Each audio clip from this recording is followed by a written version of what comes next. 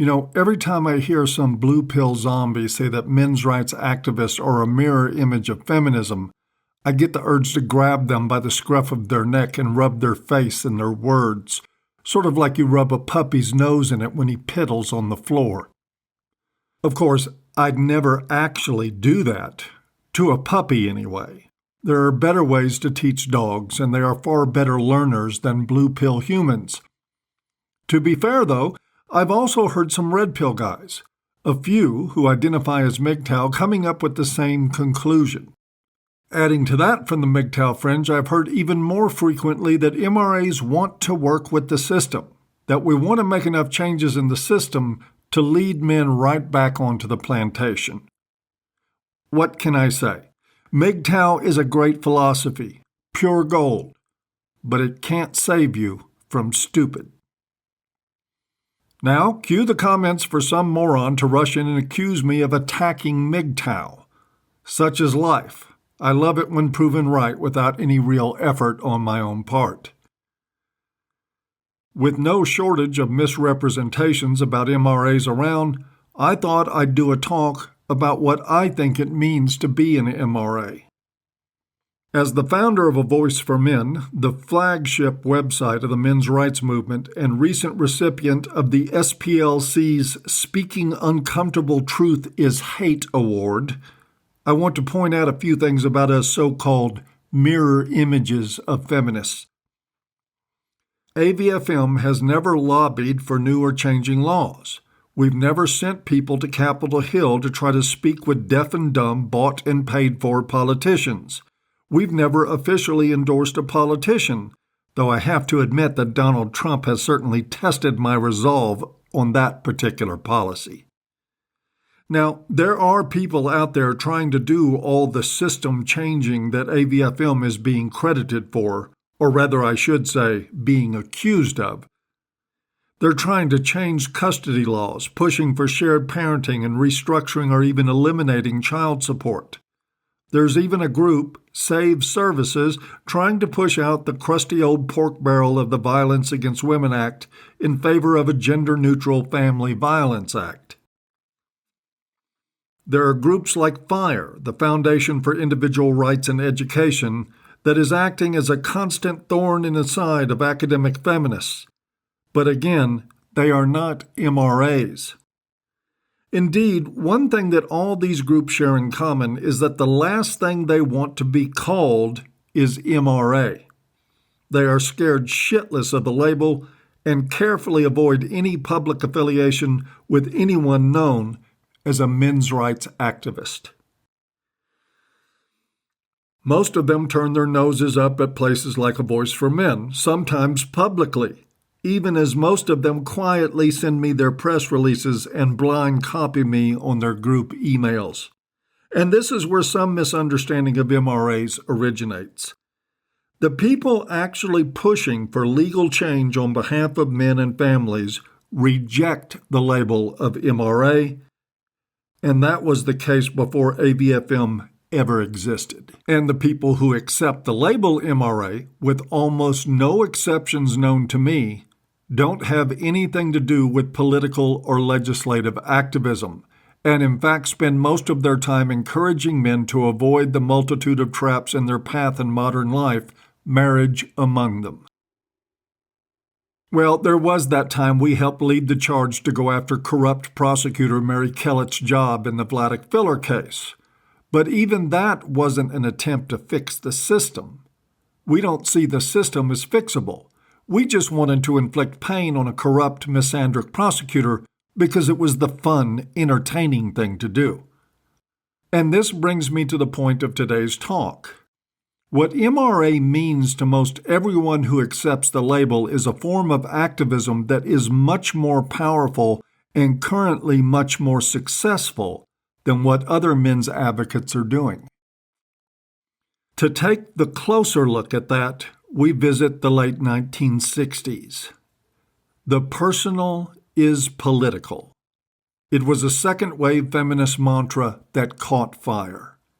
They explained the meaning of the expression in a number of verbose, dryly academic ways, something about how the term underscored the connections between personal experience and larger social and political structures. Of course, that's a load of BS.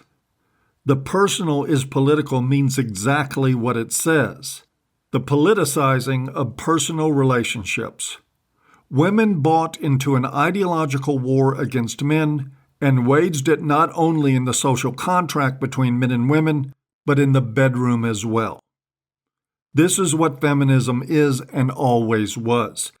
And all you have to do is look around you today to see the god-awful mess it's created. And men? Men pretty much reacted to this wave of insanity, to every insult, with, "Please, ma'am, may I have another?" Teaching women that gynocentrism was the ultimate trump card, that by and large men will tolerate all manner of abuse in order to maintain the approval of women. In fact, and I don't say this lightly, feminists discovered that men will stab each other in the back, grovel like street beggars, and sell out their own children, especially their sons, to avoid the disapproval of women. The personal is political was an enormously effective power play because of men's extraordinary cowardice with women. It worked like spades in the 1960s, and it is still very much alive and working today. But there is a ray of light in all this mess. The fact that women now hold way too much power over the lives of men is offset by the fact that participating in a gynocentric life is a choice. It may not be an easy choice to change. In fact, it may feel impossible to a lot of men. But it's still a choice. You want your rights as a man? You'll find them right next to your balls. And all you have to do is grab them and take action. Starting with your decision to say no. If you want to compare me to a feminist, then here's your chance. I recognize that the personal is indeed political, and any man who wants to hang on to his integrity and personal autonomy had better recognize the same and act on it accordingly. Don't get me wrong here. This isn't a sour grapes tit-for-tat thing. I'm not interested in revenge or settling a score with women. I'm interested in the well-being of men, and I'm fully confident that can be achieved by any man who wants it through the power of saying no. It's not just no to marriage. That's the obvious choice, and it points to a strong philosophical difference I have with some MGTOW who believe that going your own way is purely synonymous with bachelorhood and nothing more. It's their right to believe what they want, but it has taken much more than not being married for me to feel like I've broken free of the feminist and blue pill zeitgeist. I've said no to the whole man bad, woman good paradigm. I've said no to the sugar and spice fairy tale about the nature of women. I don't believe the woman. I don't buy the phony wage gap or even phonier concept of rape culture. I've rejected the complacency and ignorance that would leave me at the mercy of hypergamous, corrupt women or their male sycophants. I rejected employment that could be threatened by my opinions a long time ago. I never ever put myself in a situation where I can't cover my ass from an accusation. Mike Pence rules for me, now and forever, and that means saying no to people who would encourage me to remain vulnerable. And most importantly, I said not no, but hell no, to people who want me to quit talking to men about claiming their rights by breaking self-imposed shackles and going their own way. And that is the thrust of my men's rights activism. It is the idea that most men lose their rights not because they were taken, but because they surrendered them. They surrendered them when they got married, and then they surrendered them again every time they gave in to the capricious whims of a woman. With every yes, dear, with every bow and scrape to popular but incredibly ignorant public opinion about sexual politics, with every time they refused, through cowardice, to exercise their own personal veto power. MRAs advocate total and complete personal accountability for choosing a path that preserves your rights, for taking what belongs to you, and for refusing to surrender to the abusive control of others. If that is a mirror of feminism, I'll eat my fedora.